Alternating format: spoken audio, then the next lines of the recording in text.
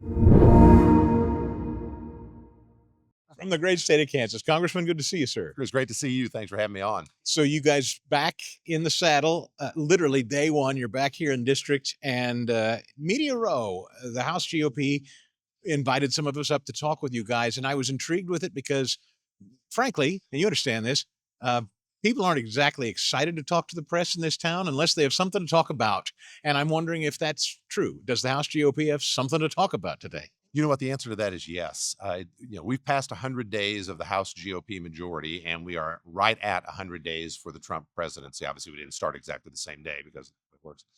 Um, but you look at where the country is today compared with 100 days ago, and it's not that you're checking off a long list of legislation, and there are reasons for that we can talk about. We will get to that.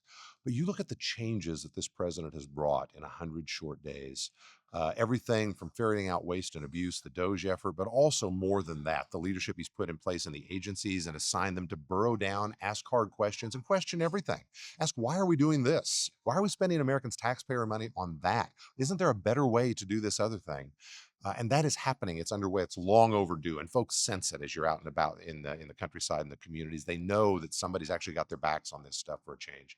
You look at the border, probably the single biggest accomplishment so far in the Trump presidency. I mean, you and I talked before in years past about what a disaster the southern border was under the Biden administration. The border today is secure. It's that simple. Now, it won't stay that way if we don't go in and fix some of the underlying fundamentals. But the fact that the president was able to fix the border, illegal crossings are very close to zero right now, compared with hundreds of thousands over short periods under the Biden administration.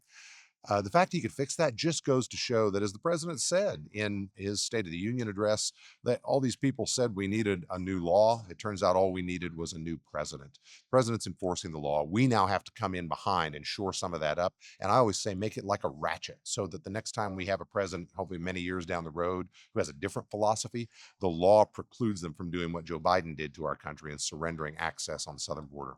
As an officer of the court, as well as a congressperson, were you not stunned to learn of these judges, a magistrate judge in New Mexico, a judge in Milwaukee, effectively harboring illegal aliens and then facing arrest by the DOJ? And I understand the left, they think that's indicative of something wild, but in other words, is anyone above the law? The answer, I hope, is no. And the answer to that is no. And we talk about that all the time in different contexts. A little unusual to be talking about in the context of a judge, but if the shoe fits, right? I mean, at the end of the day, the facts of those individual cases will be sorted out in the judicial system. We know the facts as they've been publicly reported, but it is the process, the judicial process, that will determine what actually happened as a matter of law. And I support that process working its way out. But if things are as they are alleged, then justice needs to be done. May I ask you, in addition to that, these district court judges, I've heard Speaker Johnson say it. Many legal scholars I've spoken with say, yes, they want to see Congress do something about these injunctions that have had these overreaching implications for the Trump agenda. Do you agree? I do. We had actually started working on legislation on that before some of the more high profile cases that have rolled out here in the last 4, 6, 8 weeks. But we started early on in this Congress. So it wasn't motivated, our action wasn't motivated by a single decision. It was motivated by systemic issues. You and I have talked over the years when I served as Attorney General in Kansas, when I was on the other side, when I was using nationwide injunctions to try to block the Obama or the Biden actions that we believed were illegal, and ultimately in many cases we proved were, because I had an obligation representing a client. You use every tool available to you that is lawful, and nationwide injunctions are at this moment lawful. But now I'm in a different role. I'm in the United States Congress, where we get to set policy. And I think as a matter of public policy, these injunctions should not be widely used. There's an exceptional time when it might be necessary. And in fact, the bill that we have passed out of the Senate or out of the House actually creates a special role for state attorneys general, who can continue to bring suits on behalf of the public, on behalf of their states, and seek nationwide relief. But that's the exception. And there are special checks and balances because of elections and the political process that holds attorneys general accountable the way private litigants can't be. But we shouldn't have every special interest group and every aggrieved person able to shop for district court judges in any courtroom in the country until they find one who is willing to shut down an entire policy of the President of the United States or any other federal actor nationwide. There are procedures for that. We call them class actions. Go through all those procedures, but just shopping for the right judge, it's the wrong outcome. People say sometimes the system we have now actually makes it in the strange circumstance where a single district court judge wields more power than the president of the United States on a routine basis. And I think that last phrase is the key. These are supposed to be extraordinary remedies, these nationwide junctions, used rarely, and they have become the norm, and that's a problem. The left is great at defining this as extraordinary when you arrest a judge or what have you. But I know I've seen the data that says if you run on talking about impeaching judges, it's not great politics. It's not. So I don't know if these House Republicans, this group, you guys, would ever impeach a judge. But do you think, is it bad politics or good politics to talk about meaningful judicial reform? I must confess my ignorance to the role of Congress with these district court judges. I didn't really I still don't totally understand the role Congress plays in it, but I understand why the left is so good at framing the Republicans want to get rid of judges that don't agree with them. It's not that. We understand it's not that. But what do you think of the politics of it, to be completely blunt?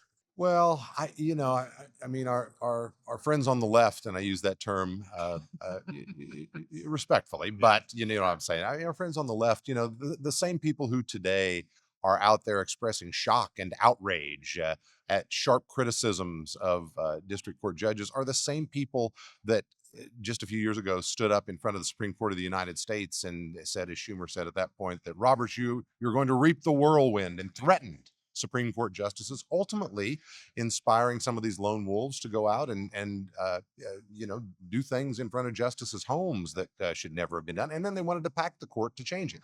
So there's no sort of intellectual purity here in the argument. It is the politics of the moment, and they've sort of seized on it. And I suppose that's unfortunately to be expected. But look, I think we need to look at whether there are things that are systemic, not things that are unique to one individual judge or unique to the moment or unique to who's president, but that are systemic in our judicial system that ought to be debated and perhaps changed to give us a better system that results in better outcomes, and most importantly, that the American people have a greater degree of confidence produces what most see as justice, right? And that ought to be our objective. And that's why, as we talked about a few moments ago, we had started working on this reform with respect to nationwide injunctions before the current cases got going. We think that is a systemic improvement that will give us a better, stronger, more independent, and more just judiciary. And that's the right outcome. The big beautiful bill. You've been good with your time, so I don't want to keep you too long. But the big beautiful bill. Your colleagues seem to be. I mean, just anecdotal observations as I talked to several members here today. Seems like most of you share the goal. I don't hear a lot of acrimony, which is a little unusual. And even better news, the leader of the Senate, John Thune, seems to be playing ball and actually talking to you guys, which is new. As I've covered Republicans in the Senate and House for a long time, that's not been the case. Seems a little different this time. That's my interpretation. I think that's right. I mean, obviously, I'm new to Congress, so my seat, my vantage point's a little different now. So I recognize that there are multiple variables in play, as they might say, but it does seem to me different. It feels good right now. You have Republicans working together, House, Senate, White House, with a shared objective of get this bill done. And we know generally what must be in it. And there is general agreement on that. Now, the devil's in the details, and that's what we have to work out now. That's why everybody is back from this Easter recess. We are here and working on Monday, and we will head down. Let's go. Let's get this thing done. Look, everybody knows the truth. We have a very thin margin in both the House and the Senate, actually thinner proportionately in the House than it is in the Senate. That's tough. But it also means everybody understands we must all hang together if we are going to deliver anything. And I think all of us believe we must deliver what the president ran on and what the people voted for. So I'm very optimistic about our prospects of getting this done. We'll have some bumps along the way because it's a big, diverse country. It's a big, diverse party. We don't all agree on everything. We're going to get this done for people. If you were king, what's the most important thing in this thing? Like you would want, if nothing else, you want to see what in this bill? Can I give you two? Sure, please. I want to see us do some of the things we have to do to make border security permanent. I want to never be able to go back to where Joe Biden has taken us over the last 4 years. We now know what that is because Trump has implemented it. We need to lock those things in so they cannot be undone. That's number one. And number two, I would like to see the middle class tax cuts extended. I think allowing the largest tax increase in American history to occur on January 1st of next year, which is what happens if we do not act. I think it would be a disaster for the economy, for consumer confidence, for small businesses, farmers, just ordinary working Americans all over Kansas, who I represent. And so we must get that job done. Tip Social Security overtime. Do you think that'll happen? I'm very optimistic. The numbers are tough. Make no mistake about it. The numbers are difficult. Basically, we've decided now in this budget resolution how big the bucket is, and our job now is to put water in it until it overflows. We have more water than we have bucket, and so that's going to be tough. But look, the president ran on those things. They are a priority for him, and I think that has a lot of sway in with these majorities in Congress. So I'm optimistic something happens on that. You're always welcome to the show. Thanks for your time here on Capitol Hill. Chris, my pleasure. Thank you so much. Good to see you. Good to see you, sir.